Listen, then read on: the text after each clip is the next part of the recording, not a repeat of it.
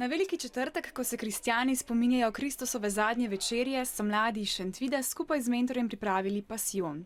Med drugim so predstavili tudi poseben obred. Danes v kapeli smo predstavili obred umivanja nog. To je v bistvu zelo star obred, ki ga je Jezus naredil učencem. Jezusovi učenci naj bi živeli na drugačen način.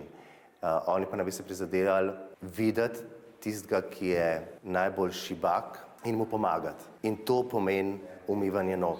To naj bi bil reden obred na veliki četrtek, a ga izvajajo zelo redko. To še vedno vidimo pri papežu, v stolnicah, škofi to počnejo in pa potem po nekaterih cerkvah tudi po Sloveniji. Ena izmed navad pa je tudi postenje, ki se ga nekateri držijo celih 40 dni, od konca pusta pa vse do velike noči. V tem času so se nekdaj odpovedali mesu, danes pa tudi najrazličnejšim drugim stvarem. Čokoladi sem se odrekel. Moja prva želja je bila, da se odpovem šoli, da bi videl, kako je ljudem, ki ne morejo v šolo. In pa sem mamici to povedal, je pa rekla, ne, ni šans. Postenje poznajo številne kulture. Post ni vedno povezan z vero.